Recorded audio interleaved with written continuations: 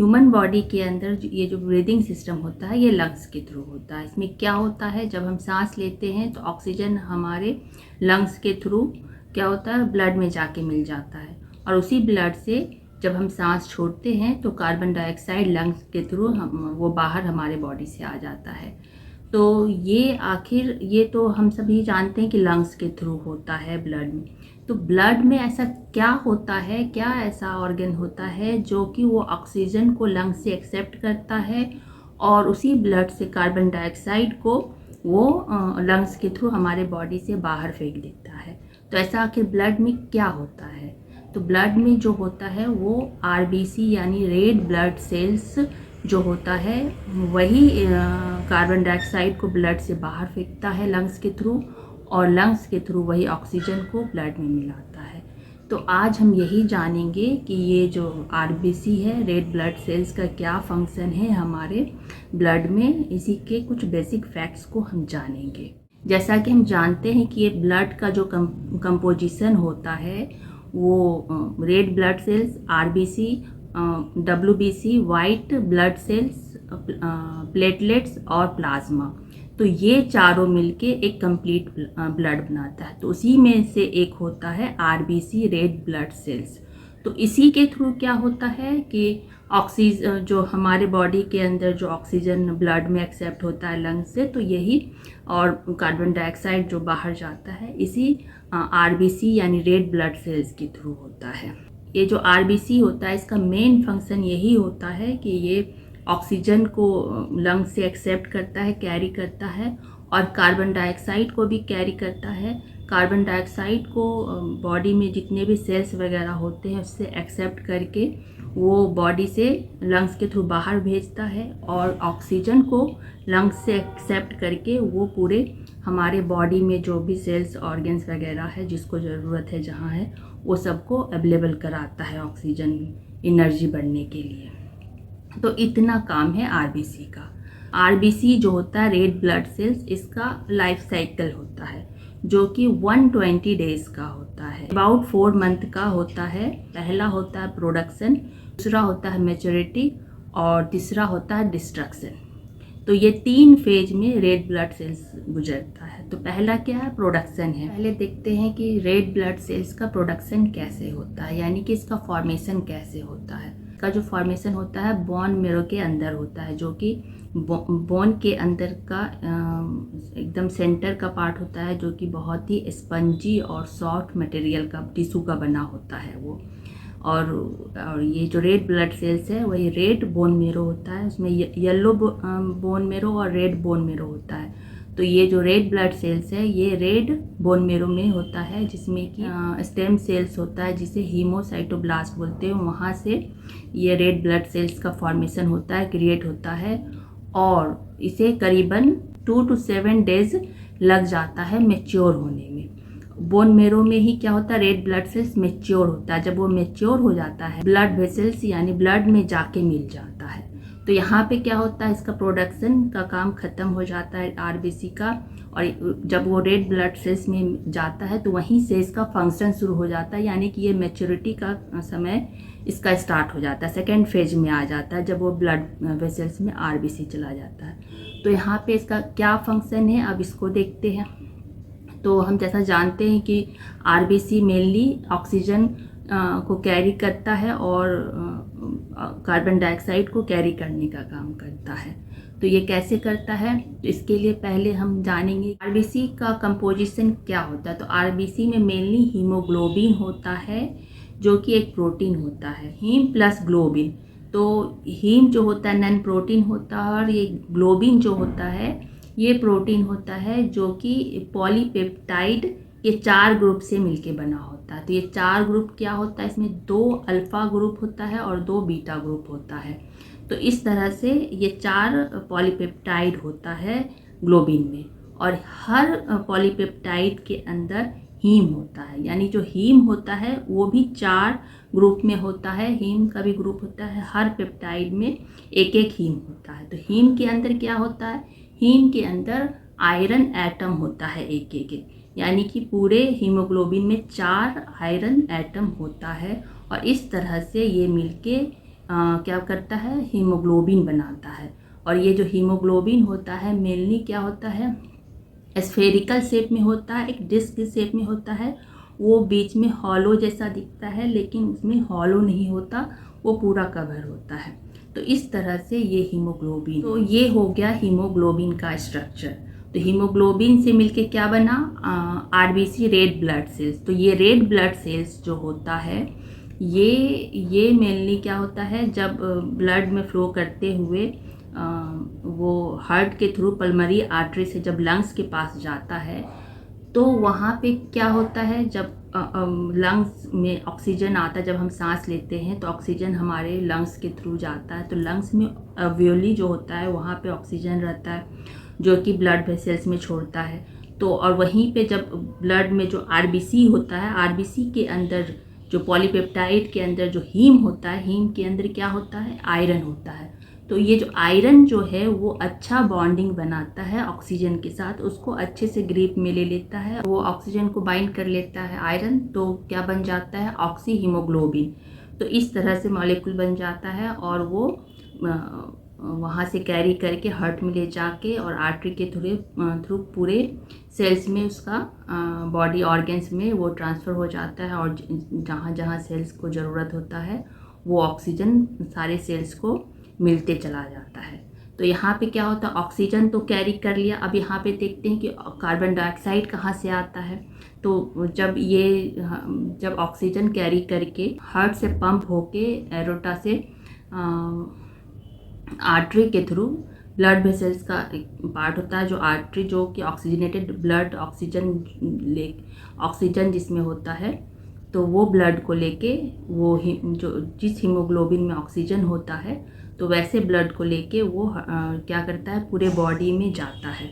तो ये जाता है किसके थ्रू, आर्टरी के थ्रू जाता है। तो आर्टरी के थ्रू जब ये जाता है तो क्या होता है, तब ये जाता है कैपिलरी के अंदर। कैपिलरी के अंदर वो सेल्स में मिलता है।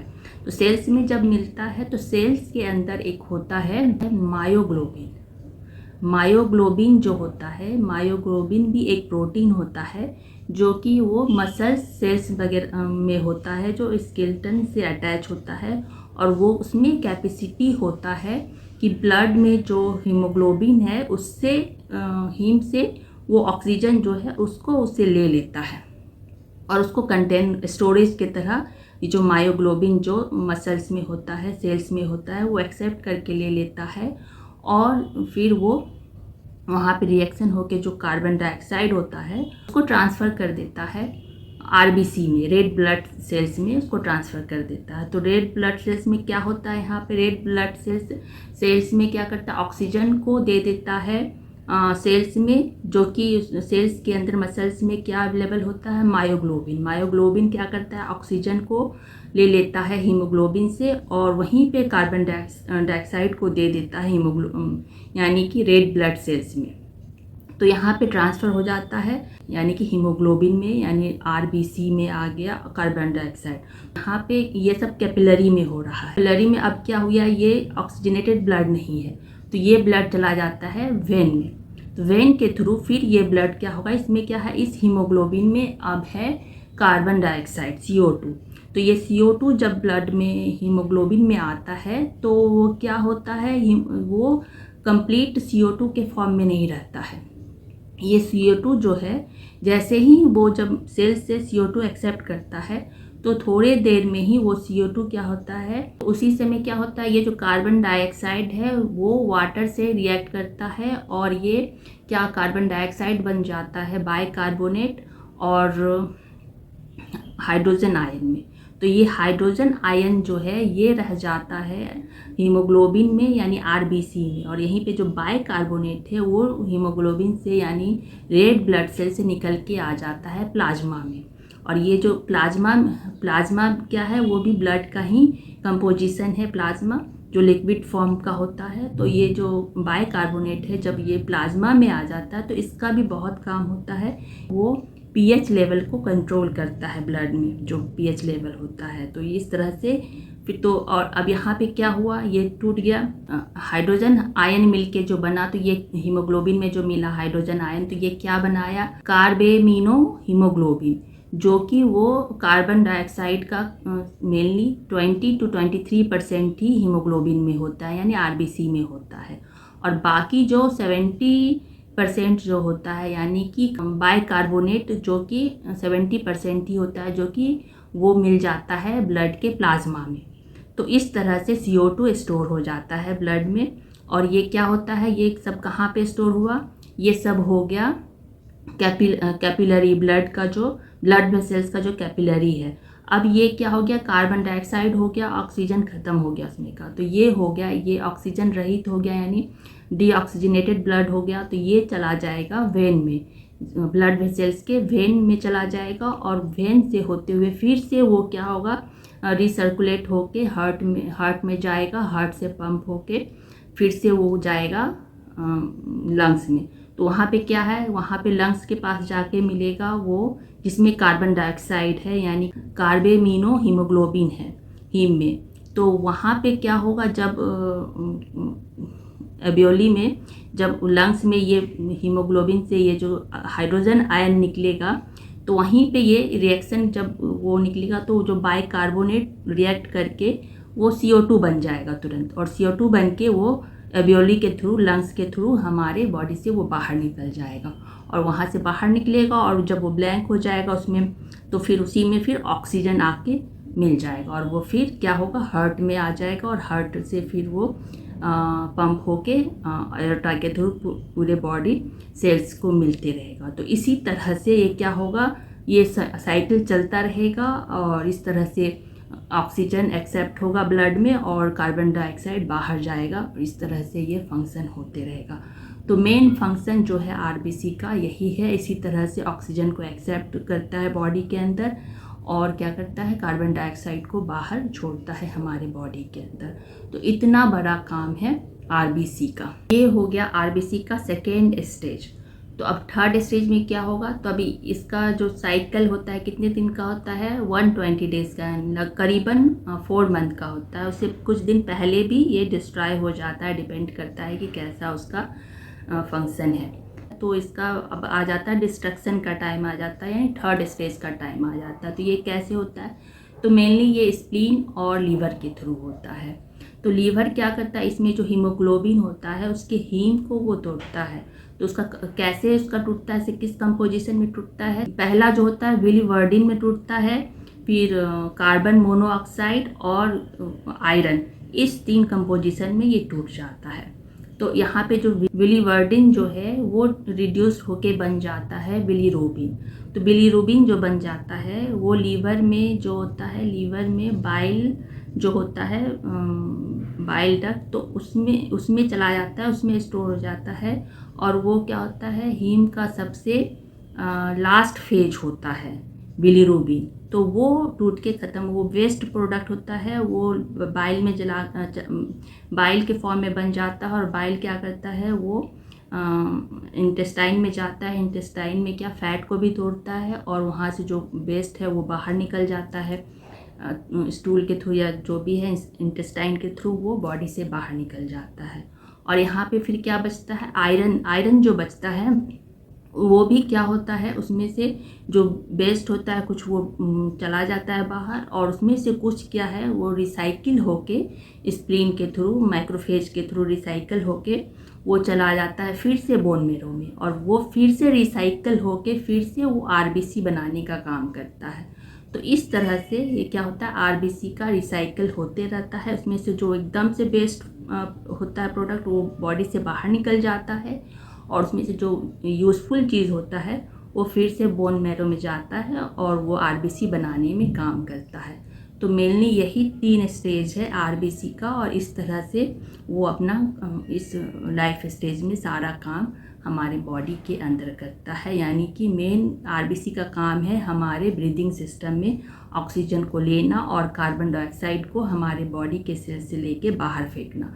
तो मेन यही है जो आरबीसी है, यानी हीमोग्लोबिन, जो बोलते हैं ना हमारे ब्लड में कितना हीमोग्लोबिन है, यानी वो आरबीसी का ही कंपोजिशन है, यानी हमारे ब्लड में हीमोग्लोबिन का कंपोजिशन सही होना चाहिए। ये जो आरबीसी है, ब्लड के अंदर जो आरबीसी होता है, ये मेनली एक आरबीसी यानी एक रेड ब्लड सेल्स जो होता है, वो सिंगल रेड ब्लड सेल्स में कितना हीमोग्लोबिन होता है, तो वो करीबन सेवरल 100 मिलियंस हीमोग्लोबिन होता है एक आरबीसी में। तो यानी कि एक आरबीसी में इतना ऑक्सीजन उठाने का काम करता है, यानी एक जो हीमोग्लोबिन होता है, एक हीमोग्लोबिन में करीबन 4 ऑक्सीजन जाता है हमारा, और ऐसा सेवरल 100 मिलियन हीमोग्लोबिन मॉलिक्यूल्स होता है। तो एक हीमोग्लोबिन एक रेड ब्लड सेल से हमारा इतना ऑक्सीजन जाता है।